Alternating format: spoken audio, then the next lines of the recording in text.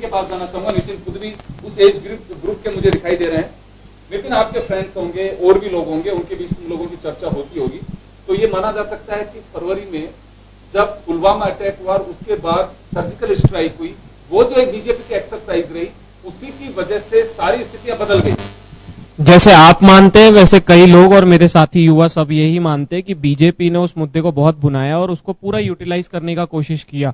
उसमें कितनी सच्चाई थी, कितना झूठ था, वो पूरी जनता के सामने। प्रतिपक्ष को सवाल खड़े करने की जरूरत ही नहीं थी। भारतीय जनता पार्टी के राष्ट्रीय अध्यक्ष ने खुद ने सवाल खड़े करने का मौका सबको दिया कि 300 आतंकवादी मारे गए हैं। तो देखिए, जब कुछ है ही नहीं सामने तो प्रतिपक्ष तो सवाल पूछेगा ही। पर जिस तरीके से इन्होंने मुद्दे को भुनाया, जिस तरीके से इन्होंने बढ़ा चढ़ाकर दिखाया, वो यूटिलाइजेशन किया है, भ्रमित किया है। मेरे साथी युवा भी भ्रमित हुए कुछ एक, बाकी सबका माइंडसेट क्लियर था। सबको नजर आ रहा है, जैसे आपको नजर आ रहा है कि ये बीजेपी की एक एक्सरसाइज थी, वैसे पूरी दुनिया को नजर आया। बट उसको वोटों में तब्दील नहीं कर पाए, वो उनके फेवर में रहा उसको एक्सरसाइज करना। एक बार मैं स्टूडियो लेके जाना चाहूंगा और वापस आप लोगों के पास आएंगे। एक बार बैक टू स्टूडियो। आपको बता दें कि 17वीं लोकसभा है, जिसके चलते अगर राजस्थान की बात या करें तो 25 सीटों में से यहां पर अभी तक फिलहाल में बीजेपी 15 सीटों पर कब्जा कर चुकी है। बीजेपी के 15 प्रत्याशी जीत चुके हैं। जैसे कि आप देख पा रहे हैं, श्रीगंगानगर से निहाल चंद जीते हैं, तो वहीं बीकानेर से अर्जुन राम मेघवाल जीत चुके हैं। आपको बता दें कि भाजपा ने अपना असर दिखा दिया है। खाता खोलते हुए भाजपा ने श्रीगंगानगर से बीजेपी के निहाल चंद जीते, तो चूरू से राहुल कस्वा ने अपनी जीत दर्ज की। भाग्य का फैसला यहां पर प्रत्याशियों का हुआ है, लेकिन बीजेपी फिलहाल में सभी जगह से विजय है।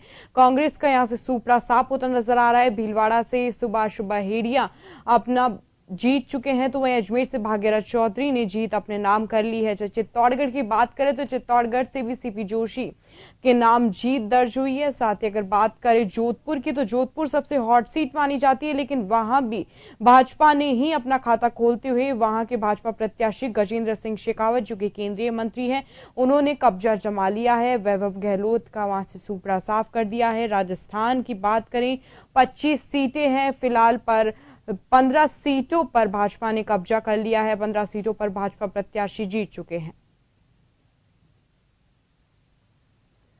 तस्वीरों में देख सकते हैं भाजपा की जीत के बाद किस तरह का जश्न वहां मनाया जा रहा है। लोगों में खुशी की लहरें, एक दूसरे को मिठाई बांटी जा रही है, मुंह मीठा करवाया जा रहा है, लोग आतिशबाजी कर रहे हैं, सभी में खुशी का माहौल है, उत्साहित लोग हैं।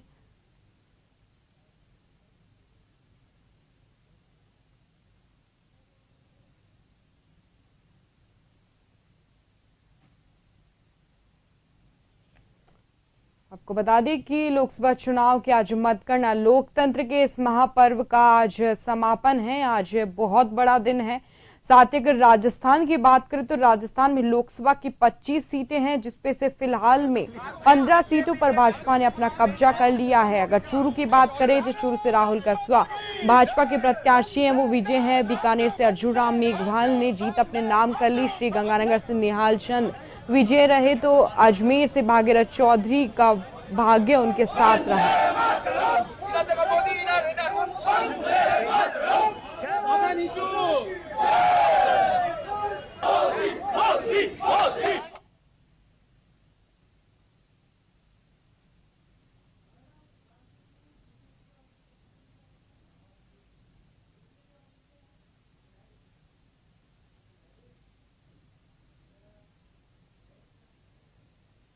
हमारे संवाददाता सुधांशु हमारे साथ बीजेपी ऑफिस से लाइव जुड़ चुके हैं। सुधांशु, जानना चाहेंगे, राजस्थान की 25 लोकसभा सीटों पर से फिलहाल 15 सीटों पर भाजपा अपना कब्जा कर चुकी है, भाजपा के प्रत्याशी जीत चुके हैं। किस तरह का माहौल आप वहां देख पा रहे हैं?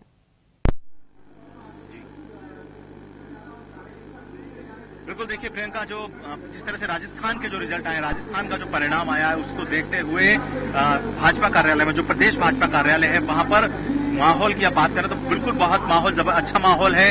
अभी कुछ देर पहले यहाँ ढोल ताशे बज रहे थे, ढोल ताशे के, और अब यहाँ मैं आपको दिखाऊंगा कार्यकर्ताओं का जमावड़ा लग चुका है। देखेंगे कि देखिए ये जो भाजपा प्रदेश कार्यालय स्थित है जयपुर में, यहाँ पर ये केवल राजस्थान के परिणामों का असर नहीं है, ये असर है जो पूरे देश के जो जो परिणाम आए हैं उसका असर है। पूरा आप देख सकते हैं कि पूरे कार्यकर्ता यहाँ मौजूद हैं, कार्यकर्ता बैठे हुए हैं और उनके चेहरे पे जिससे भी आप बात कीजिए, जिससे भी आप उसके फेस को देखिए, एक उत्सुकता है, एक कहीं ना कहीं खुशी का है। लगातार ये जो परिणाम है प्रियंका, जिस तरह से ऐसा सोचा नहीं था कि इतनी सीटें आ जाएंगी। माना जा रहा था कि हो सकता है कि भाजपा 20 सीट जीत जाए, 21 सीट जीत जाए, लेकिन ये परिणाम जो आए हैं ये वाकई में अलग है। ये इस भाजपा के लिए बहुत ही जबरदस्त उत्साहित करने वाले परिणाम है। उत्साह और सभी जो कार्यकर्ता आप देख सकते हैं पहुंच रहे हैं धीरे धीरे।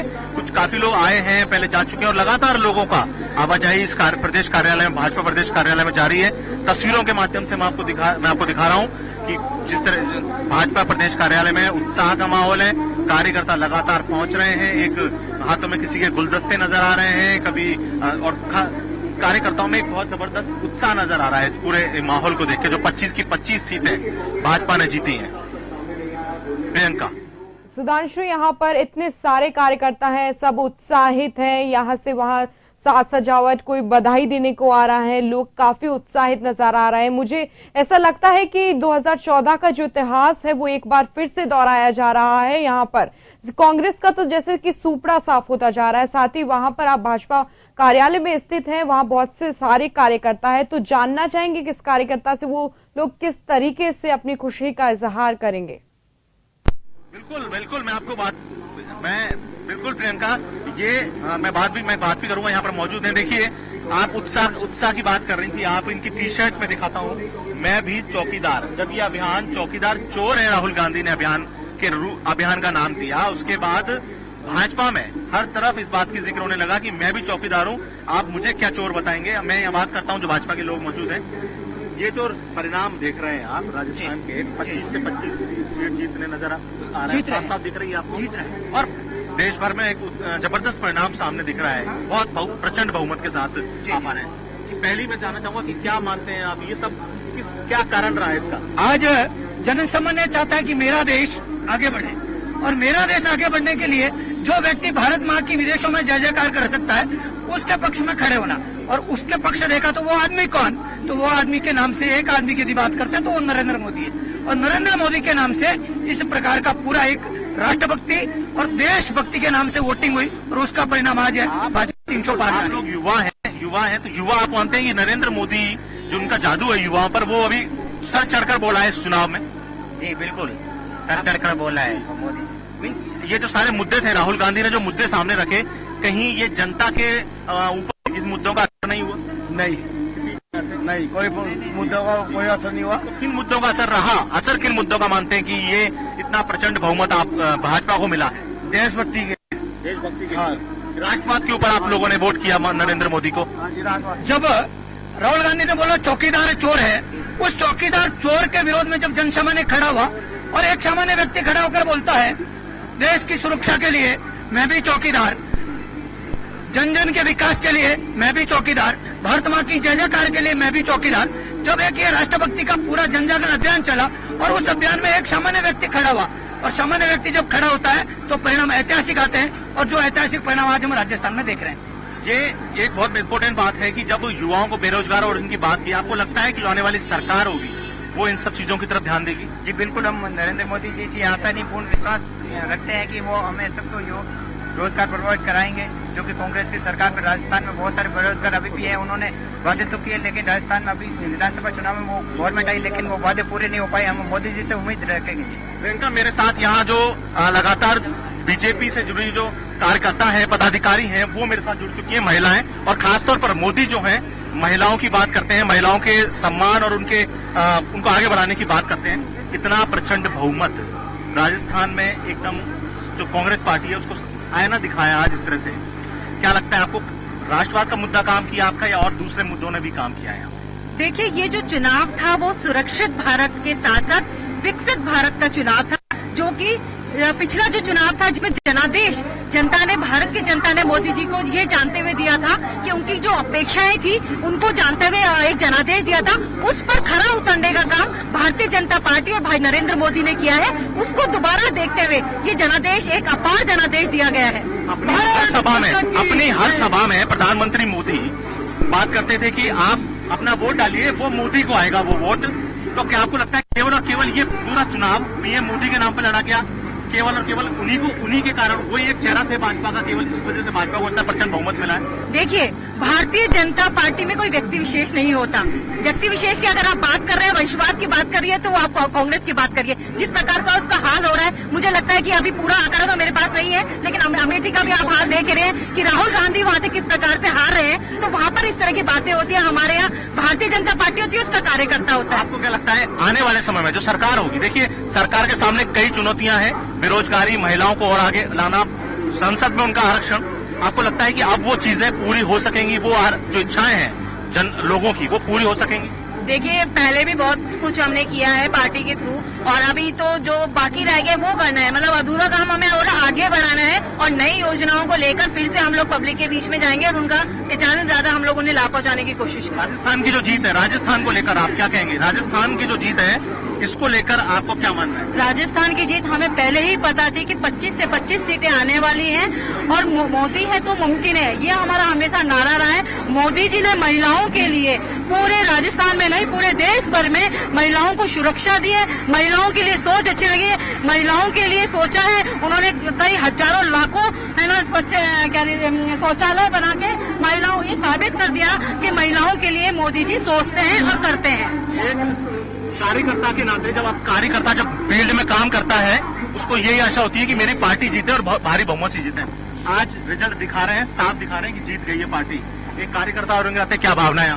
मेरी भावना बहुत अच्छी है। मोदी जी के साथ, पूरी पार्टी के साथ, जो जैसी मेरी पार्टी है, शायद दूसरी पार्टी मेरे लिए कोई भी मायने नहीं रखती। और भारतीय जनता पार्टी सबसे बड़ी पार्टी है, जिन्हें महिलाओं को सबसे बड़ी पहचान दी है। मैं ये मानती हूँ कि महिलाओं को सबसे आगे, सबसे पहले मोदी जी ने सोचा, बीजेपी पार्टी ने सोचा, महिलाओं के लिए किसी ने नहीं सोचा। मेरा एक अंतिम सवाल है आपसे, ये 2014 से लेकर 2019 तक कई ऐसे डिसीजंस रहे, कई निर्णय पर उनकी आलोचना भी हुई, और अब 2014 से जो नया तो 19 से जो नया आपको कार्यकाल मिल रहा है, आपको लगता है कि अब आप भाजपा पर और प्रधानमंत्री मोदी पर और ज्यादा जिम्मेदारी बढ़ चुकी है कामों को लेकर, नई योजनाओं को लेकर, ताकि लोगों तक वो विश्वास और ज्यादा कायम हो? जी बिल्कुल, आप बिल्कुल सही कह रहे हैं, क्योंकि जिस प्रकार मैंने कहा कि मोदी जी ने अपेक्षाओं को पूरा करने का काम किया, और उसका जनादेश हमारी भारत की जनता ने उनको दिया है। तो हमारे ऊपर एक और ज्यादा दायित्व बनता है कि हम जनता को इस विश्वास को बनाए रखें। और जिस प्रकार का 5 साल का कार्य आप देखिए, वो प्रधानमंत्री है जिन्होंने आज तक एक छुट्टी भी नहीं ली, वो पूरे मतलब 24 में से कितने घंटे काम करते हैं हम सभी देखते हैं। तो इस प्रकार से, जिस प्रकार से वो कार्य कर रहे हैं, उसे एक लगता है कि पूरी तरह वो जनता की आकांक्षाओं पे, अपेक्षाओं पे खरे उतरेंगे। बिल्कुल, देखिए प्रियंका, कई मेरे साथ यहाँ जो लोग थे, लगातार जो भाजपा के जो लोग हैं, भाजपा के जो कार्यकर्ता हैं, पदाधिकारी, एक उत्साह का माहौल है। ये इस तरह का प्रचंड बहुमत, भाजपा के जो नेता थे वो इस तरह की बात करते थे, और कुछ लोग हैं, उनसे बात करूंगा जल्दी। ये प्रचंड बहुमत, एक बहुत छोटी सी संक्षिप्त में जाना चाहूंगा, किस तरह देख रहे हैं कि आने वाले समय में भाजपा ये जो जीत है, क्या जीत, इस जीत के मायने क्या है? इस जीत का मायने ये है कि जो विपक्ष ने नकारात्मकता फैलाई, हमेशा जो पॉजिटिव बात करेंगे, आज का युवा है, महिलाएं, जो भी आज का युवा चाहता है कि पॉजिटिव बोले, सच बोले, अच्छा काम करे। क्या ये वोट राष्ट्रवाद के नाम पर ही मिला है? जी बिल्कुल, राष्ट्रवाद और हिंदुत्व के नाम पे बीजेपी को वोट मिला है। और कोई कारण नहीं दिखाई देते आपको वोट मिलने के? राष्ट्रवाद पहला प्रायोरिटी है, उसके बाद हिंदुत्व। हमारे जो सोच है युवाओं के साथ बहुत सारी चीजें हैं भाजपा की, जो लगातार प्रधानमंत्री मोदी तो अपनी सभाओं में कहते थे कि इस बार मैं सुन रहा हूं कि 300 पार, जो बिल्कुल 300 पार जाता वो दिखाई दे रहा है। प्रधानमंत्री जो मोदी है और भाजपा है, उनको उस पर जनता ने दोबारा से विश्वास जताया। प्रियंका, दोबारा से इस विश्वास को जताया कि आप 5 साल फिर आइए, फिर सरकार संभालिए, और इसका मतलब है कि जनता कहीं ना कहीं उनको दोबारा से चाहती थी कि वो 5 साल बाद दोबारा आए। कांग्रेस ने पूरी कोशिश करी, उनको उतना अपेक्षित परिणाम जिनके थे वो नहीं मिल पाए, लेकिन अब 5 साल में अब जिम्मेदारी और ज्यादा है। भाजपा कार्यकर्ता उत्साहित है, लेकिन भाजपा पार्टी पर अब ज्यादा जिम्मेदारी है, प्रधानमंत्री मोदी पर अब इन 5 सालों में ज्यादा जिम्मेदारी है कि नोटबंदी जिनकी आलोचना भी हुई उनके निर्णयों की, नोटबंदी जैसे निर्णय या कुछ ऐसे निर्णय दोबारा नहीं दोहराए जाए। लोग काफी परेशान नजर आए थे इन मुद्दों को लेकर। कांग्रेस ने भुना भी बहुत था इन मुद्दों को, लेकिन अब फिर से मोदी की सरकार आ रही है, सब जगह मोदी मोदी के स्वर सुनाई दे रहे हैं। कहीं से कुछ और नजर नहीं आ रहा है। तो हमारे संवाददाता भाजपा मुख्यालय से हमारे साथ लाइव जुड़े हुए थे।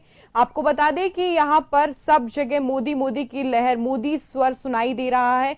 जैसा कि भाजपा कार्यकर्ताओं ने कहा कि उन्होंने राष्ट्रवाद के नाम पर यहां पर उन लोगों ने चुनाव जीत लिया है। कांग्रेस का सुपड़ा साफ राजस्थान से होता हुआ बिल्कुल नजर आ रहा है, क्योंकि हाल ही में 15 जो सीटें हैं राजस्थान में लोकसभा की, उस पर भाजपा के प्रत्याशी अपना परचम लहरा चुके हैं। चलिए आपको एक बार फिर से ले चलते हैं हमारे न्यूज कोऑर्डिनेटर योगेंद्र शर्मा के पास, जहां पर हमारे कुछ मेहमानों के साथ वो चुनावी चर्चा कर रहे हैं। शुक्रिया प्रियंका। तो सुधांशु जानकारी दे रहे थे बीजेपी ऑफिस से जयपुर से, जहां इस वक्त जश्न का माहौल है और होना भी चाहिए, क्योंकि पहले मोदी की लहर और आंधी के रूप में कहा जा रहा था, लेकिन परिणाम जो और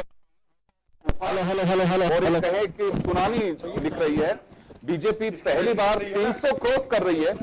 रुझान यूं क्यों आते हैं, तो क्योंकि काफी स्पीड क्लियर हो चुकी है और अब तस्वीर जो है मुझे नहीं लगता है कि उसमें कोई बहुत ज्यादा फेरबदल होगा। प्रतुल सिन्हा हम जी हमारे साथ एक बार फिर जुड़ गए हैं। प्रतुल जी, ये जो तस्वीर आप देखिए 350 के आसपास से पहुंच चुके हैं एनडीए और 300 क्रॉस कर चुके हैं बीजेपी। ये तो एक सुनामी, क्या मैं कहूंगा कि बिल्कुल जनमानस पे ऐसी गहरी छाप नरेंद्र मोदी की बैठी हुई थी, जिसे तमाम कोशिश से प्रतिपक्ष की वो कोई मिटा नहीं सकती थी। मुझे लगता है कि ये फरवरी पुलवामा अटैक और सर्जिकल स्ट्राइक उसके बाद से शायद बन चुकी थी। बिल्कुल ये बात सही है कि जब पुलवामा का अटैक हुआ और बालाकोट करने के बाद, पुलवामा के बाद तो देश में गुस्सा था, लेकिन बालाकोट स्ट्राइक के बाद वो गुस्सा राष्ट्रवाद में बदल गया और इसको इनकैश किया बीजेपी ने बहुत अच्छी तरह से। बीजेपी इस बात को समझ गई कि जनता की नब्ज क्या है, जिसको विपक्ष के लोग समझ नहीं पाए। विपक्ष के लोग अगर समझ जाते तो जो बालाकोट पर उन्होंने जो साक्ष्य मांगे थे वो नहीं मांगते। उन्होंने जो कहा था कि कितने मरे, इस पर क्वेश्चन उठाया, प्रमाण मांगा, ये नहीं करते। इसका बड़ा लाभ मिला बीजेपी को और नरेंद्र मोदी ने प्रत्यक्ष तो नहीं कर पाए, लेकिन परोक्ष रूप से इसको इनकैश करने की पूरी कोशिश की। लोगों ने, विपक्ष के लोगों ने इस पर चुनाव आयोग में शिकायत भी की, लेकिन और ये राष्ट्रवाद का जो ज्वार पैदा हुआ, ज्वार ने देश में ये सुनामी पैदा कर दी। उस ज्वार में विपक्ष पूरी तरह धराशायी हो गया और कांग्रेस मेरे ख्याल से 10-5 सीटें ज्यादा, पिछली बार 14 से 10-5 सीटें ज्यादा ले जाए तो बहुत ज्यादा है, क्योंकि बहुत अच्छा परफॉर्मेंस नहीं है। आप 5 साल तक कर क्या रहे थे? क्योंकि अभी भी जो 56 सीट चाहिए लीडर ऑफ अपोजिशन के लिए एक सिंगल पार्टी के रूप में, वो अभी मुझे लगता है कि कांग्रेस पीछे है अभी। हालांकि रिजल्ट आने कुछ के बाकी है, अगर वो आंकड़ा नहीं ले पाती तो कांग्रेस के लिए आजादी के बाद ये दूसरा अवसर होगा जब लीडर ऑफ अपोजिशन भी नहीं बना पा रहे हैं। तीसरा अवसर है 1914 के बाद, वो 2019 और उससे पहले एक बार और हो चुका है। ये तीसरा अवसर होगा जब लीडर ऑफ अपोजिशन पार्लियामेंट में नहीं होगा, क्योंकि आपको खूब उदारता से अगर बात करें तो 55 सीट तो हो तभी स्पीकर आपको लीडर ऑफ अपोजिशन की सीट देगा। 55 भी अगर नहीं ला पाते हैं तो बड़े मुश्किल काम है ये है। और मैं सिर्फ इसलिए ये बात कर रहा हूं कि कांग्रेस की परफॉर्मेंस 5 साल तक आप क्या कर रहे थे। आपको जब पता है कि देश का प्रधानमंत्री 2014 से ही इलेक्शन मोड में आ गया है, 2014 से एक दिन ऐसा नहीं था जब इलेक्शन मोड में नहीं थे वो, तो कांग्रेस 5 साल तक सो रही थी क्या? या कांग्रेस ने अपनी विश्वसनीयता बनाए रखने के लिए, लोगों में अपनी इमेज बनाए रखने के लिए कि लोग उसको भरोसा करें उस पार्टी पर, ऐसा कोई काम ही नहीं किया। जिस पार्टी को लोग भरोसा नहीं कर रहे हैं उसको वोट कैसे देंगे? लोगों को ये उम्मीद नहीं कि राहुल गांधी इस देश का नेतृत्व कर पाएंगे। ये भरोसा तो पैदा करना पड़ेगा ना। ये भरोसा पैदा नहीं हो पाया, इसलिए ये दिन देखने पड़ रहे हैं। और इसका सीधी सी बात यह है कि देखिए आप योगेंद्र, कांग्रेस के जो भी गवर्न स्टेट हैं, चाहे राजस्थान हो, मध्य प्रदेश हो, छत्तीसगढ़ हो, कर्नाटका हो, कहां कांग्रेस का परफॉर्मेंस कहां अच्छा है? किसी भी स्टेट में कांग्रेस का परफॉर्मेंस अच्छा नहीं है। तो जाहिर सी बात है कि कांग्रेस भले रीजनल पार्टी के रूप में आप उस स्टेट में गवर्न करने लायक सीट आप ले आए और मुख्यमंत्री बना लिया आपने, लेकिन देश की जनता में भरोसा पैदा आप नहीं कर पाए, ये दिक्कत है। और मैं बीजेपी को दूसरी तरफ इस बात के लिए क्रेडिट दूंगा कि बीजेपी ने जो उसके निगेटिव इश्यूज थे, नोटबंदी, जीएसटी, बेरोजगारी, किसानों का मामला, ये बीजेपी के खिलाफ जाने वाले मुद्दे थे। ये मुद्दे इस इलेक्शन में फ्लोर पर आए ही नहीं, ला ही नहीं पाए, विपक्ष चाह के भी नहीं ला पाया, क्योंकि विपक्ष को ऐसी गुगली में नरेंद्र मोदी जी ने उलझा दिया कि वो उसकी सफाई देने और दूसरे मुद्दे राष्ट्रवाद पर अपनी बात कहने, इसमें चक्कर में पड़ गए। असली मुद्दे को तो कोई छू नहीं पाया, दे वर अनटच्ड। ये एक कमी रही इस इलेक्शन में। बिल्कुल, ये लगातार ये बात कही भी जा रही है कि ऐसा नहीं है कि नरेंद्र मोदी के 5 साल के कार्यकाल में कोई लूज पोल नहीं रही है, बहुत सारी रही है। पुलवामा अटैक, इससे पहले 2 बड़े हमले, चाहे पठानकोट हो या उड़ी हमला हो, ये वह हमले थे जिसमें चाहते तो इसे बनाया जा सकता था। क्योंकि मैं यहां एक बात का जिक्र करना लाजमी समझूंगा, जब फरवरी के अंदर 2014 में जवानों के सिर काट ले गए थे, उस वक्त नरेंद्र मोदी ने इसे बड़ा बुलाया था और कहा था हम एक के बदले 10 सिर लेकर के आएंगे। उन्होंने कई बार ये कही भी थी बात, लेकिन कांग्रेस इसका जवाब नहीं दे पाई, ना जान पाई। ये तो बिल्कुल लोकसभा के अंदर रंजीता रंजन उसके सवाल के जवाब में है कि कितने सीज फायर का उल्लंघन हुआ है, कितने जवान मारे गए हैं। ये रिपोर्ट मैं आपको 2018 तक की बता रहा हूं कि जब शीतकालीन सत्र चल रहा था, उसके बावजूद भी अगर कांग्रेस इस बात को कैच नहीं कर पा रही है कि मोदी साहब ने उस वक्त ये कहा था, हकीकत आज ये है। लेकिन पता नहीं, एक राफेल डील जो थी वह इस तरह से, पहले तो कुछ हो सकता है कि लोग बोलने लगे थे कि जब राहुल गांधी बोलते थे कि चौकीदार है तो पब्लिक मीटिंग में से आता है कि चोर है। लेकिन पब्लिक मीटिंग, ये भ्रम नहीं रखना चाहिए सभी राजनीतिक दलों को कि जो आप भीड़ देख रहे हैं वो आपके कार्यकर्ताओं की लाई हुई भीड़ है, आपके आइडियोलॉजी से जुड़े लोगों की भीड़ है। वह दौर खत्म हो गया कि इंदिरा गांधी को सुनने के लिए चौपड़ पे पान की थड़ी का सहारा लेकर के बीजेपी और दूसरी पार्टियों के नेता भी सुनते थे। या अटल बिहारी वाजपेयी जयपुर में आ रहे हैं तो चाय की थड़ी पे जाके कांग्रेस के नेता बैठते थे कि वाजपेयी क्या कर रहे हैं, सुनना चाहिए। क्योंकि तब कहा जाता था कि आपको एक अच्छा वक्ता बनने के लिए श्रोता बनना बहुत जरूरी है। वो दौर खत्म हो चुका है अब, लेकिन कांग्रेस ने वैसी एक्सरसाइज बिल्कुल नहीं की। ये रिजल्ट आ रहे हैं, बात सही है, क्योंकि यूथ के जहन में, जैसे मैंने पहले भी कहा, 18 से 40 साल की उम्र के 65% मतदाता हैं। 19 करोड़, माफ करेंगे, 91 करोड़ लोगों जो मतदाता हैं उनमें से वह वोट को कैप्चर करने की पूरी कोशिश की और अपनी छाप छोड़ने में 2 महीने की एक्सरसाइज कही जा सकती है। ये पुलवामा अटैक और उसके बाद बालाकोट में जो जवाब दिया गया, वह जो 2 महीने का जो पीरियड रहा उसको जम के कैप्चर किया और वही रिजल्ट में तब्दील आज होता दिखाई दे रहा है। योगेंद्र, मैं आपको टोकना चाहता हूं, जब राफेल पर आया चौकीदार चोर है का नारा लगा तो ऐसा लग रहा था जैसे कि एटमॉस्फेयर क्रिएट किया जा रहा है, लेकिन कांग्रेस ये भरोसा नहीं दिला पाई कि सच में चौकीदार चोर है कि नहीं। मतलब राफेल पर आज भी आप थड़ियों पर, गांव के चौबारों पर जाके बात करें तो लोगों को भरोसा नहीं है कि नरेंद्र मोदी ने सच में इसमें कोई गड़बड़ी की है या नहीं की है। बिल्कुल बिल्कुल बिल्कुल, चर्चा जरूर कर रहे हैं, चर्चा जरूर करेंगे। एक बात की और आपको वापस लेकर के जाना चाहूंगा। ये बात सही है, मीडिया ने इस बात को कोट भी कई बार किया, और ये बात सही है कि नरेंद्र मोदी अमित शाह की जोड़ी को मीडिया का बहुत बड़ा एक डर था कि अगर सच्चाई की कुछ चीजें सामने आई, प्रतिपक्ष को वो भाप रहे थे कि ये वजूद इतना नहीं है प्रतिपक्ष का कि जो टक्कर ठीक से दे पाएंगे। क्यों, यह मैं एक बात का जिक्र करना चाहूंगा। तमाम बीजेपी के नेताओं ने यह बात कही और एक बहुत बड़ा, मैं कहूंगा कि एक सरकार का एक दुस्साहस कहूंगा इसे, कि पार्लियामेंट की रिपोर्ट, जेपीसी की रिपोर्ट, जिसका जिक्र करके वेणुगोपाल के माध्यम से सुप्रीम कोर्ट के अंदर सबमिट भी कर दिया कि जेपीसी की रिपोर्ट आई और रिपोर्ट के बाद में उसे खारिज कर दिया कि राफेल में कुछ नहीं हुआ। उसके बाद माफी मांगनी पड़ी। ये कांग्रेस की बदौलत नहीं थी, मीडिया रिपोर्ट्स में जब आई कि देखिए जेपीसी के नेताओं से तो बात हुई है मीडिया की, उन्होंने मना किया कि इसी रिपोर्ट ही नहीं आई है। ये एक एक्सरसाइज, जबकि मल्लिकार्जुन खड़गे उस कमेटी के नेता थे, उसके बावजूद भी कांग्रेस इसको कैच नहीं कर पाई और सुप्रीम कोर्ट में लगातार बयान बदलना पड़ा। कहा गया कि राफेल के दस्तावेज चोरी हो गए। फिर जब सवाल उठा मीडिया के माध्यम से कि अगर रक्षा मंत्रालय से ही अगर कागज चोरी हो रहे हैं, सुरक्षित नहीं है, तो देश सुरक्षित कैसे होगा, जबकि यह बात कांग्रेस के मुंह से आनी चाहिए थी। लेकिन कहीं ना कहीं एक लिमिटेशंस होती है मीडिया की भी, जो चीज दिखती है वो दिखा सकता है। देखिए, जब राफेल पर मामला आया और चौकीदार चोर वाला मामला सुप्रीम कोर्ट पहुंचा तो 2 अलग अलग मुद्दे थे। नारेबाजी जो हो रही थी उस पर सुप्रीम कोर्ट को कोई आपत्ति नहीं थी। सुप्रीम कोर्ट को आपत्ति थी कि उनको कोट करके ऐसा कहा गया है। लेकिन पब्लिक में मैसेज गया कि राहुल गांधी को चौकीदार चोर होने पर माफी मांगनी पड़ी। उसने जो राफेल में कमाया था कांग्रेस ने वो गवा दिया।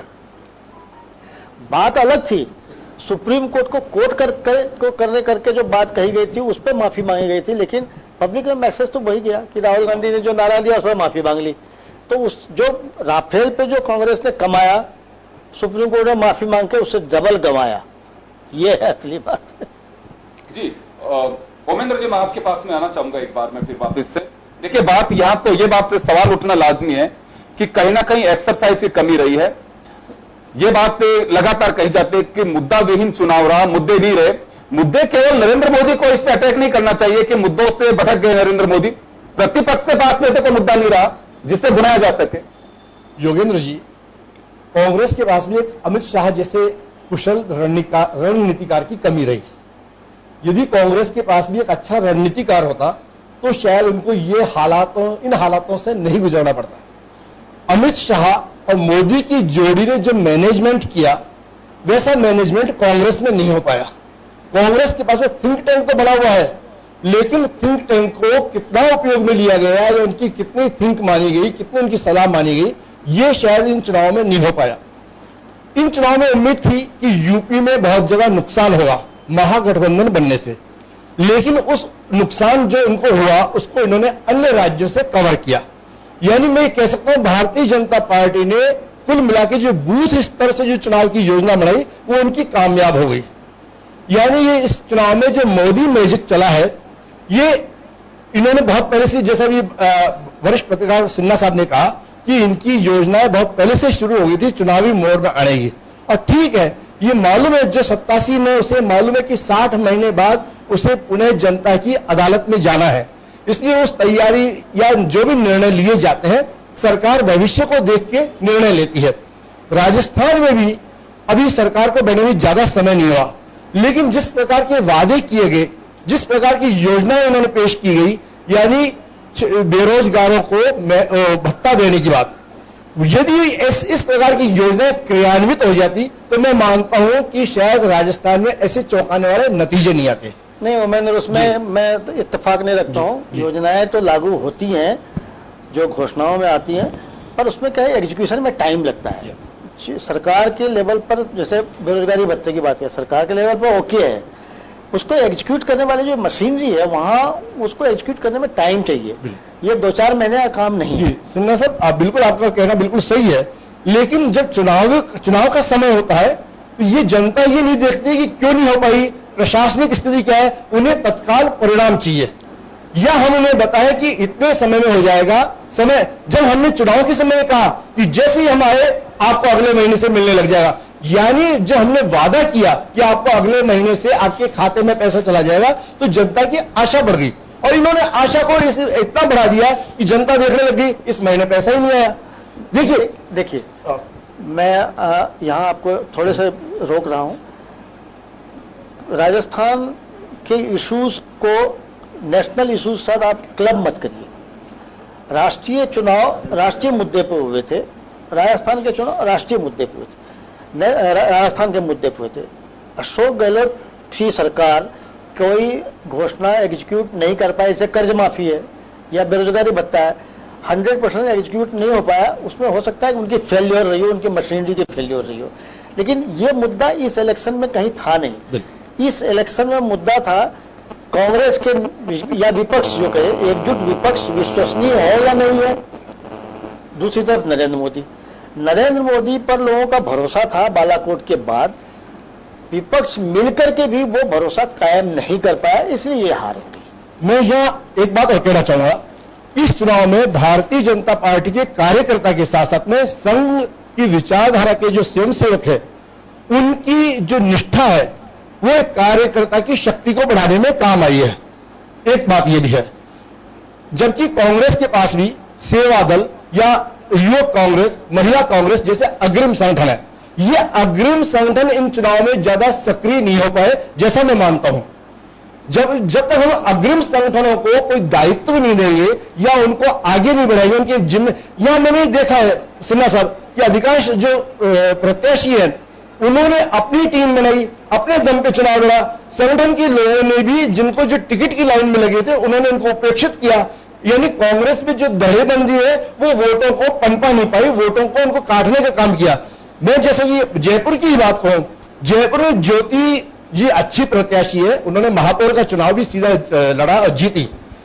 एक जाति का यदि देखा जाए तो वोट बैंक भी उनका बहुत अच्छा है, लेकिन ये कांग्रेस उस वातावरण को वोटों में नहीं बदल पाई। जबकि भारतीय जनता पार्टी का जो अलग अलग संगठन है, अनुशासक संगठन, उन्होंने काम किया, संघ ने काम किया, एबीवीपी ने काम किया, भारतीय जनता पार्टी के अलग अलग जो प्रकोष्ठ है उन्होंने काम किया। तो यानी एक एक मिलकर 11 की शक्ति इनके पास में हो गई। जब किसी कार्यकर्ता के साथ में एक फौज लगती है या एक प्रत्याशी के साथ में एक फौज लगती है तो उसकी ताकत बड़ी होती है। और भारतीय जनता पार्टी का जो संगठनात्मक स्वरूप है वो इन प्रत्याशियों को जिताने में काम आया। इसके साथ साथ मैं एक बात और कहना चाहूंगा कि भारतीय जनता पार्टी ने अधिकांश टिकट उन्हीं को दिए जो 2014 के चुनाव में जीते थे, 1-2 सीटों को छोड़ के राजसमंद को। यानी हम ये कह सकते हैं कि जनता ने उनको पुनः चुनाव जिता के ये बता दिया कि उनका 2014 में जो प्रत्याशी था वो आज भी सही है। यानी उनके कामकाज की सही समीक्षा की है, या ये बता दिया कि हमने आपको पहले 2014 में जीता, चुनाव जिताया, आप पहले भी अच्छे थे, अब भी अच्छे। देखिए, यदि प्रत्याशियों के चयन में भारतीय जनता पार्टी में कहीं कमी होती तो कोई ना कोई सीट कांग्रेस के खाते में जा सकती थी। भारतीय जनता पार्टी ने बहुत बड़ा रिस्क लिया था, उन्हीं प्रत्याशियों को चुनाव में एक बात मैं प्रतुल सिन्हा जी के पास में लेकर जाना चाहूंगा। प्रतुल जी, ये एक रणनीति का हिस्सा हो सकता है किसी राजनीतिक दल का कि आप एक बार के लिए सारे पूरे टिकट जो हैं वो सबको वापस में रिपीट मत करिए, कुछ टिकट काट भी दीजिए। तो एक ये होगा कि फेस भी बदल रहे हैं, तो शायद हो सकता है कि जनता के बीच एक नेगेटिव छवि बनी है, उसे पाटा जा सकता है। हाँ, बिल्कुल ऐसा ही होता है। जब हम कैंडिडेट नया लाते हैं तो उसका मकसद ये होता है कि उसकी जो इनकम्बेंसी एंटी इनकम्बेंसी फैक्टर है उसको हम खत्म कर सकें। किसी कैंडिडेट को बदलने का मकसद यही होता है। दूसरी बात होती है कि वो चूंकि 5 साल उस क्षेत्र में रहता है तो कहीं ना कहीं अलोकप्रिय हो जाता है, तो उस अलोकप्रियता से बचने के लिए नया कैंडिडेट लाते हैं। कांग्रेस ने किया, बीजेपी ने यहां नहीं किया, एक सीट को छोड़ के बाकी सभी सीटें रिपीट ही रहीं, तो होता है ऐसा। जी, लेकिन यह चुनाव तो थोड़ा डिफरेंट नेचर का चुनाव था, क्योंकि आपको ध्यान होगा कि नरेंद्र मोदी जी की सभाएं लगभग मैंने सुनी है, 8 जो राजस्थान में हुई हैं, उन्होंने कैंडिडेट्स का जिक्र नहीं किया, कहीं पर भी जिक्र नहीं किया। चुनाव कैंडिडेट का था ही नहीं। बिल्कुल। तो इस वजह से यह चुनाव ऐसा रहा कि कैंडिडेट मायने नहीं रख रहा था। यहां मैं चुनाव ही नहीं था। सिन्हा साहब, मैं यहां एक बात कहना चाहूंगा कि 2 लोकसभा उपचुनाव जो कांग्रेस ने जीते, ऐसा लगता है कि वो जो चुनाव जीते इन्होंने, या इन चुनाव में 19 के चुनाव में कोई ना कोई फर्क पड़ेगा।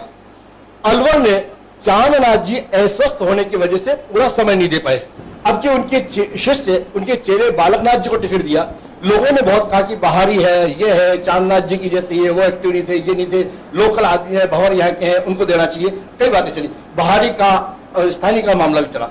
लेकिन ये सब मुद्दे गौण हो गए क्योंकि मुद्दा एक ही था, सभी सीटों पर एक ही प्रत्याशी नरेंद्र मोदी।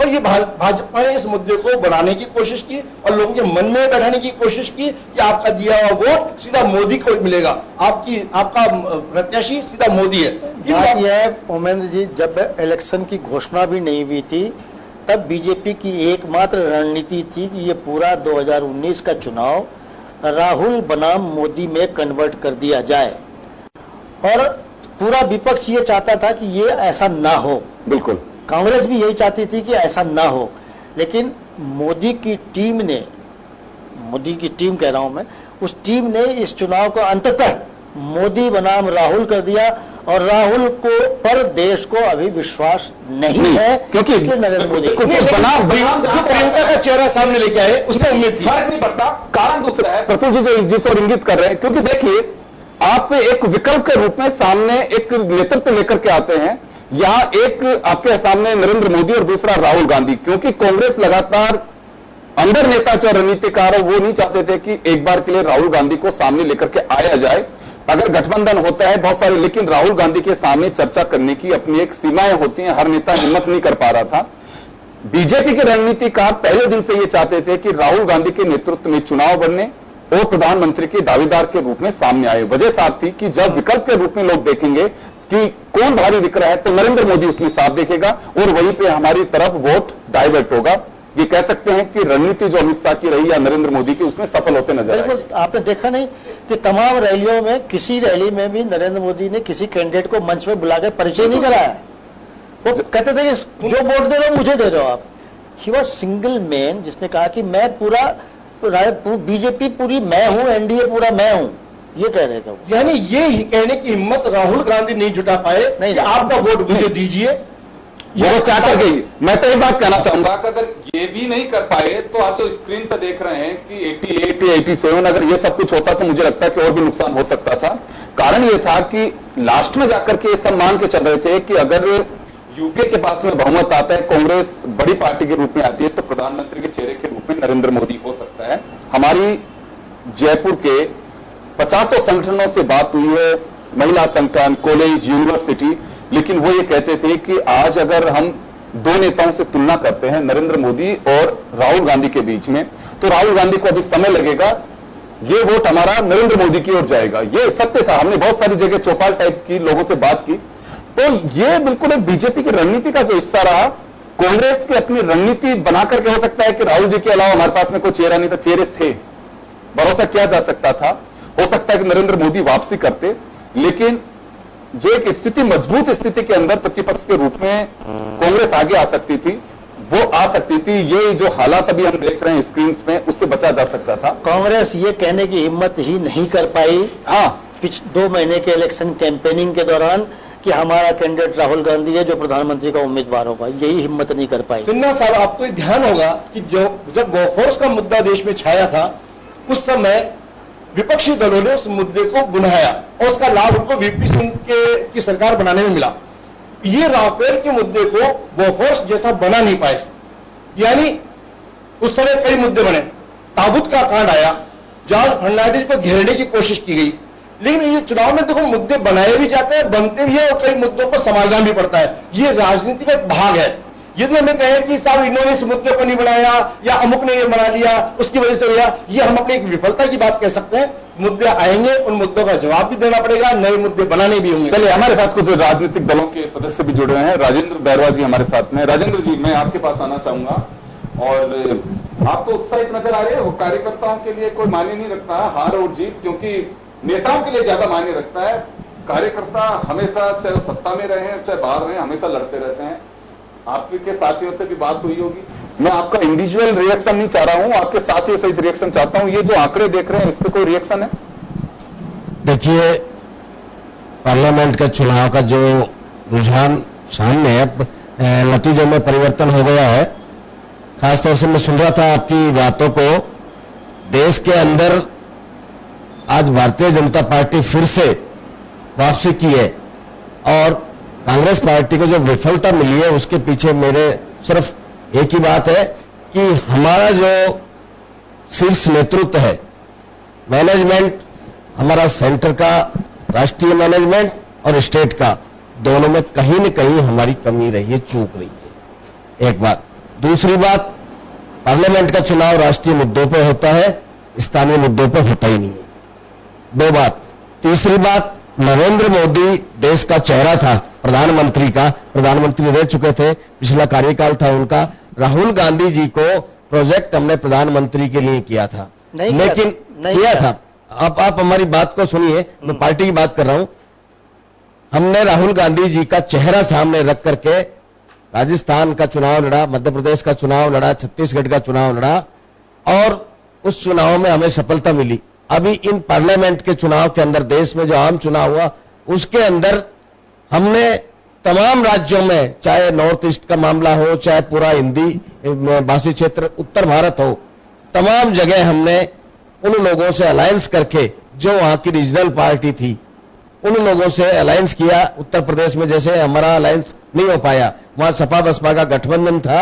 हम चाह रहे थे कि तमाम जो विपक्ष है यूपीए, उसके अंदर जिसकी ज्यादा सीटें आएंगी उसको प्रधानमंत्री का चेहरा घोषित कर दिया जाएगा। लेकिन ये तय था कि राहुल गांधी जी और कांग्रेस के नेतृत्व में यूपीए सरकार दिल्ली में, यदि हमें मैंडेट मिलता तो बनना तय था।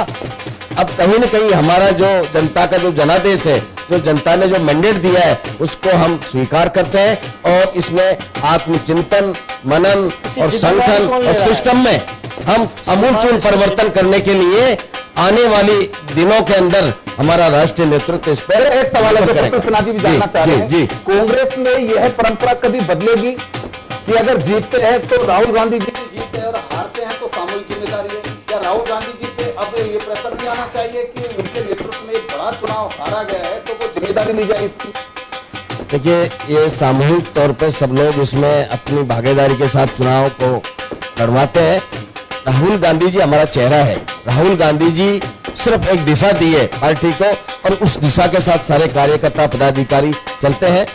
जो भी जिम्मेदारी हमारी तय होगी हमारे कार्यकर्ताओं पे या हमारे पार्टी के नेताओं पर, वो लेंगे जिम्मेदारी, इसमें कोई दोहराई नहीं है। एक व्यक्ति पर जिम्मेदारी या ठीकरा फोड़ना ठीक बात, बहुत अच्छी बात है। मैं सिन्हा साहब आपके पास आना चाहूंगा। मैं एक बात जानना चाहूंगा कि ये भी एक बड़ा इशू था बीजेपी की तरफ से कि परिवारवाद दोनों तरफ है।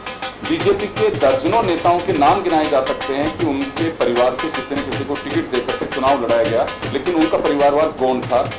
ये केवल एक गांधी परिवार को परिवारवाद के रूप में बनाया जाता है।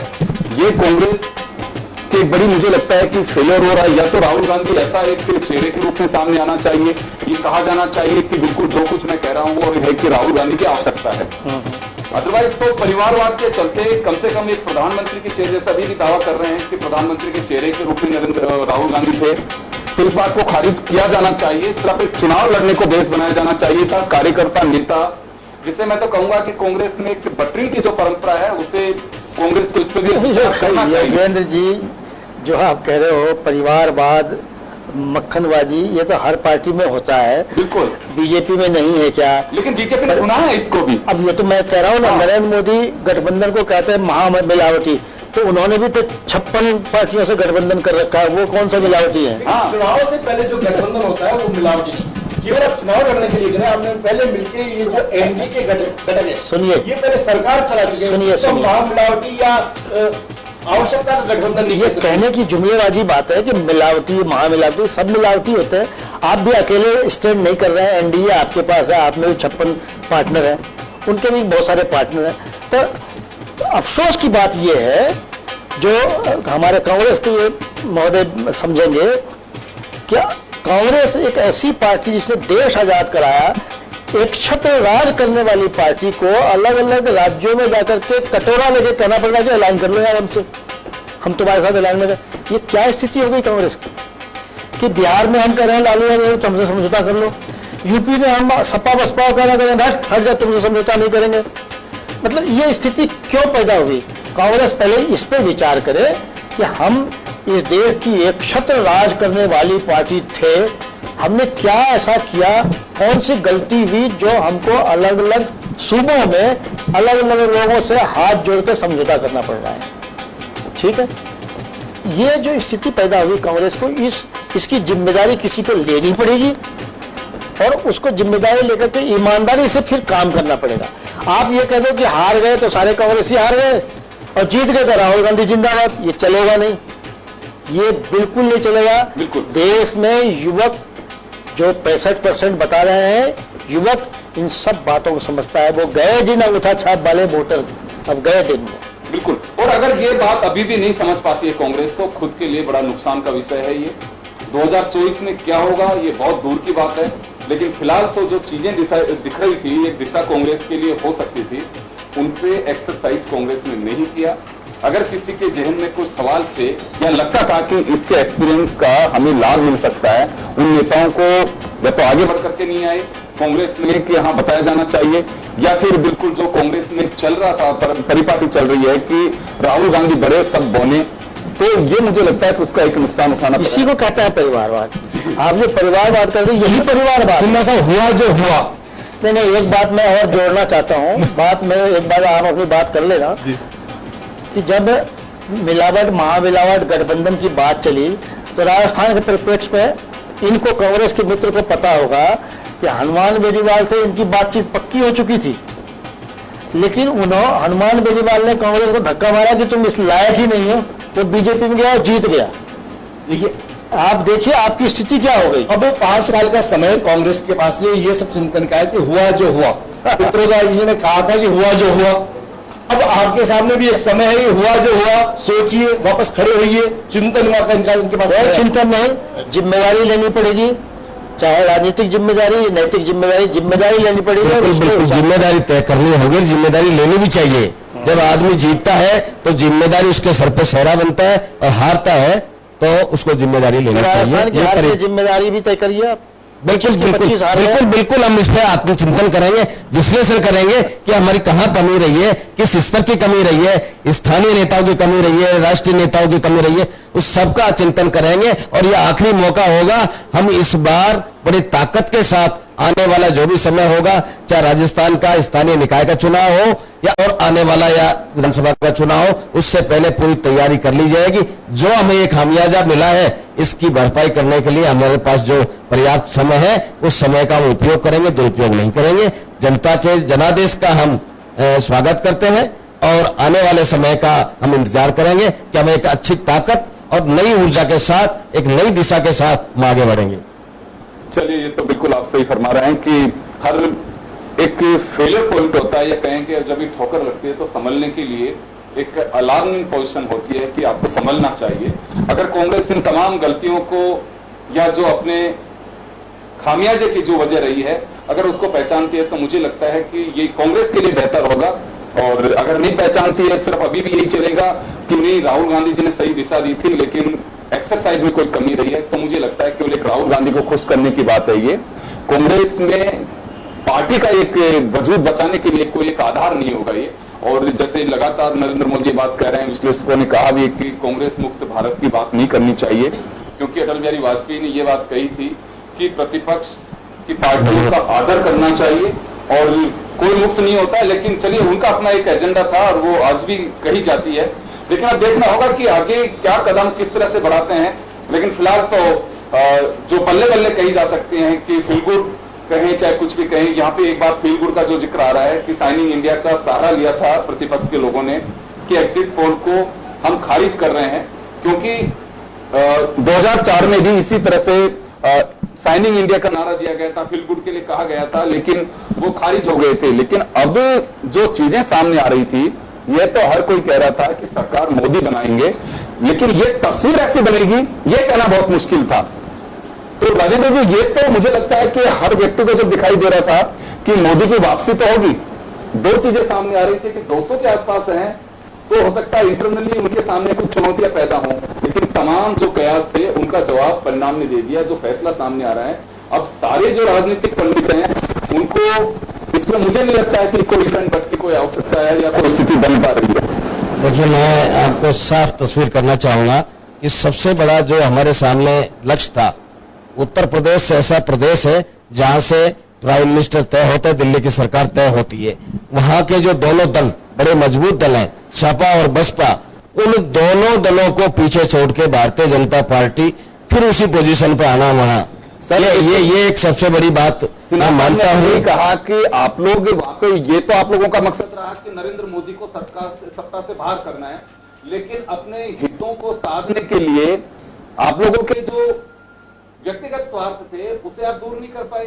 कांग्रेस कहीं ये बात ये भी थी, पार्टी और बीएसपी एक हो सकते हैं, तो कांग्रेस के साथ तो मुझे नहीं लगता कि इन लोगों के कोई डिफरेंसेस थे। जब आप उनको साध नहीं पाए तो बहुत मुश्किल था कि पूरे प्रतिपक्ष को एकजुट कर पाते। जी अभी नुकसान हुआ, बहुत ज्यादा बड़ा नुकसान है, बड़ा एसपी बीएसपी का वोट कांग्रेस ने बहुत ज्यादा काटा, जिससे बीजेपी को फायदा हुआ। यूपी में जो तस्वीर बन रही है वो आप लोगों की वजह से बन रही है, गठबंधन को जो नुकसान हुआ है। अब ये क्यों नहीं हो पाया, ये तो आप लोगों को विचार करना है कि मकसद सबका एक ही था कि नरेंद्र मोदी को सत्ता में आने से रोकना है, लेकिन आप अपने आप को नहीं रोक पाए कि हमें साथ आने के लिए स्वार्थों को रोका जाना चाहिए था, कि हमारे व्यक्तिगत हित हैं उन्हें रोका जाना चाहिए था। नहीं, इसमें क्या है, उत्तर प्रदेश की बात जहां तक है, हम लोगों ने पहल की थी वहां अखिलेश यादव जी से, मायावती जी से तय था, लेकिन वहां अपने सिद्धांतों के अनुसार उन्होंने अपना गठबंधन किया और गठबंधन करने के बाद में कांग्रेस पार्टी वहां इंडिपेंडेंट चुनाव लड़ने के लिए हमारे वहां के पीसीसी के चीफ आदरणीय राज बब्बर जी उन्होंने डिसाइड किया था, और वहां की जो स्टेट की कमेटी है उन्होंने सबने तय करके और फिर सेपरेट इलेक्शन लड़ने का तय किया। चीफ ही हार गया यूपी का। अब आपके नेता प्रियंका जी के बोल कुछ और ही थे, गठबंधन को लेकर प्रियंका जी के बोल कुछ और ही थे। देखिए, नहीं वो तो गठबंधन के पास की बात है। अब गठबंधन होने के पश्चात किसी नेता ने किस तरह बयान दिया, भारतीय राजनीति को आप सभी ने समझा है। मैं समझता हूं जिस प्रकार आज कांग्रेस की स्थिति हुई है, कांग्रेस केवल 3 प्रदेशों में सिमट के रह गई, केरल, तमिलनाडु और पंजाब। ये कहीं न कहीं इस बात को इंगित करता है कि अब देश में रचनात्मक राजनीति अगर आप करेंगे तो ही आप आगे बढ़ सकते हैं। आप अगर केवल नकारात्मक विषयों को लेकर आगे बढ़ना चाहेंगे तो देश की जनता आपको नकारेगी। यह समझने की जरूरत है, क्योंकि भारतीय जनता पार्टी के संगठन ने और सरकार ने दोनों विषयों को समझा। मैं कुछ उदाहरण देना चाहूंगा कि हमारे संगठन ने जिस प्रकार के अनेक योजनाओं में सहभागिता निभाई, चाहे वह स्वच्छ भारत का अभियान हो, चाहे अन्य दूसरी योजनाएं, जैसे हमारे यहाँ पे सामाजिक सुरक्षा की जो 12 रुपए की योजना है, उसमें हमारे कार्यकर्ताओं ने हमारी जो बहनें थी उनको रक्षाबंधन पे उपहार स्वरूप व पेंशन की योजनाएं, वो सामाजिक सुरक्षा की योजनाएं थी। तो इस प्रकार के जो रचनात्मक कार्य है, अगर कांग्रेस भी स्वच्छ भारत में अपना योगदान देती तो मैं समझता हूं देश भी आगे बढ़ता और कांग्रेस अपना पक्ष भी जनता के पास पहुंचा पाती कि वो भी देश को आगे बढ़ाने में सहभागिता निभाना चाहती है। लेकिन इन 5 सालों में कांग्रेस ने कहीं भी इस प्रकार के रचनात्मक कार्य नहीं किए, सिर्फ वह नकारात्मक प्रचार करती रही, जिसका नुकसान आज कांग्रेस को भुगतना पड़ रहा है। और जिस प्रकार के परिणाम सामने आ रहे हैं वह निश्चित रूप से देश में मजबूत नेतृत्व और देश में विकासवादी नेतृत्व और देश में राष्ट्रवादी नेतृत्व के ऊपर एक मोहर आम जनता ने लगाई। जी ओमेंद्र जी कुछ कह रहे हैं यहाँ पर। मैं यह कहना चाहूंगा कि पंजाब में जो भाजपा अकाली दल का जो समझौता हुआ या एनडीए के पार्ट है, वहां इनको आशा के अनुकूल लाभ नहीं मिल पाया। इसलिए यूपीए एनडीए के जो चेयरपर्सन है वो अकाली दल के जो अध्यक्ष है वो है। अब यहां इनके लिए भी चिंता का विषय सोचना पड़ेगा, इनको भी समीक्षा करनी पड़ेगी। पंजाब में हम क्यों नहीं बढ़त ले पाए, तो चिंता का विषय तो आपके लिए भी है कि आने वाले समय में आपको पंजाब में भी विधानसभा चुनाव को फाइट करना है। तो ये मत कहिए कि कांग्रेस का ये सफाया हो गया, कहीं ना नुकसान आपको भी हुआ है। आपको भी समीक्षा करने की आवश्यकता है कि जब एनडीए का चेयरपर्सन ही अपने स्टेट में लाभ नहीं दिला पाया तो हम क्या उम्मीद लगा सकते हैं। जी देखिए, केवल समीक्षा ही नहीं होगी, निश्चित रूप से इस पे कार्य भी होगा और आगे आने वाले समय में आपको देखने को मिलेगा कि हम वहां पे हमारे रचनात्मक कार्यों के माध्यम से या हमारी केंद्र सरकार के योजनाओं के माध्यम से पुनः मजबूत होकर देश की जनता के सामने। चलिए मैं प्रतुल सिन्हा जी के पास में एक बात जानना चाहूंगा, अभी वोटिंग परसेंटेज क्या रहा, अभी ये तो अभी साफ चीजें आएंगी तब क्लियर होगा। लेकिन मैं उत्तर प्रदेश की तस्वीर अभी भी मैं देख रहा हूं, क्योंकि राजस्थान में बड़ा एक गैप है जो जीतने वाले कैंडिडेट है उनके सामने। यहाँ पर एक कड़ा मुकाबला सामने चल रहा है उत्तर प्रदेश में। उत्तर प्रदेश के चुनाव पहले होंगे, पंजाब के बाद में आएंगे। यहाँ बीजेपी के सामने उत्तर प्रदेश फिर एक चुनौती होगी। अगर बीजेपी के सामने समाजवादी पार्टी, कांग्रेस और बीएसपी, अगर वोटिंग परसेंटेज अभी भी, मैं ये नहीं कह रहा कि क्या होगा क्या नहीं होगा, लेकिन बड़ा कड़ा मुकाबला सामने चल रहा है अभी, तो ये पंजाब से पहले तो ये यूपीए के जो लोग होंगे या गठबंधन के लोग उनके सामने यही चुनौती होगी उत्तर प्रदेश में। अगर ये जो तस्वीर सामने देख रहे हैं इसे बदलना है तो शायद हो सकता है कि उनको एक जगह आना पड़े, और अगर अभी भी वो बिछड़े रहेंगे तो मुझे नहीं लगता कि यूपी में बीजेपी को बहुत ज्यादा कोई एक्सरसाइज की जरूरत पड़ेगी। आप मुझे बताइए, आपने संकेत दिया कि सपा, बसपा, कांग्रेस सबको एक हो जाना चाहिए विधानसभा चुनाव में, 2 साल बाद विधानसभा चुनाव है। बिल्कुल। तो अखिलेश जी चीफ मिनिस्टर बनेंगी, मायावती बनेंगी या प्रियंका गांधी बनेंगी? बिल्कुल। पहले तो ये तय हो, जो तय होना नहीं है। जब तक चुनाव खत्म नहीं होगा तब तक ये तय नहीं होना है। इसलिए आप ये भूल जाए कि वहां कोई विधानसभा चुनाव तक भी कोई समझौता होने वाला है। बिल्कुल, ये तो बीजेपी के लिए इनका टकराव, इनका बिखराव है, वो एक वरदान साबित हो रहा है, ये कहा जा सकता है। बिल्कुल। चलिए मैं एक छोटे से ब्रेक लेंगे, ब्रेक के बाद वापस लौटेंगे। देश के नतीजों पर नजर रखिए आप और देखते रहिए जन टीवी।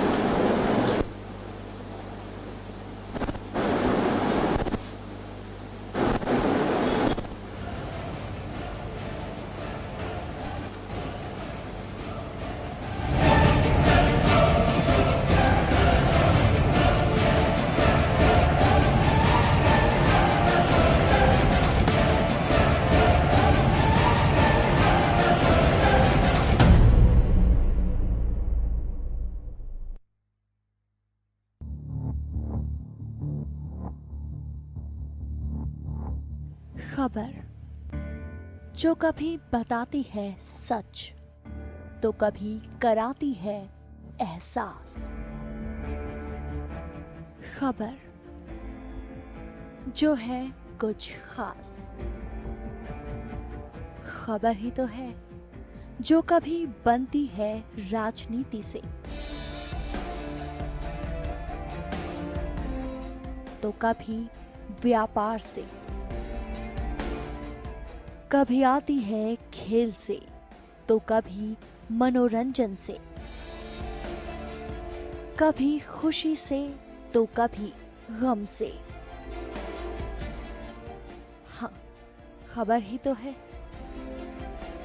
खबर थमती नहीं और ना ही थमेंगे हम, क्योंकि हम हैं जन टीवी, जन जन की आवाज।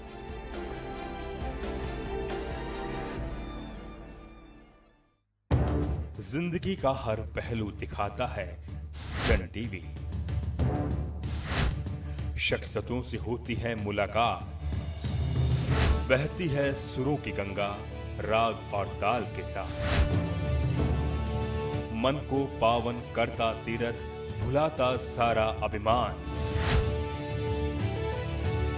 हम करते हैं नारी युग का सम्मान, जगमगाते हैं मनोरंजन का संसार, लगाते हैं यादों का अंबार। खेलों से बढ़ जाती है मन की रफ्तार। हम हैं आपके दिल की आवाज, जन टीवी, जन जन की आवाज। हम पहुंचाते हैं आप तक हर खबर।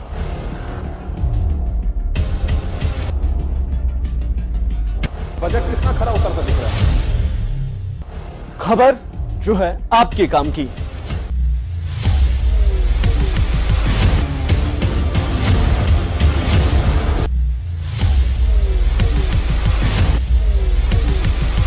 खबरें जो जुड़ी हैं शिक्षा, रोजगार और मनोरंजन। जन टीवी, जन जन की आवाज।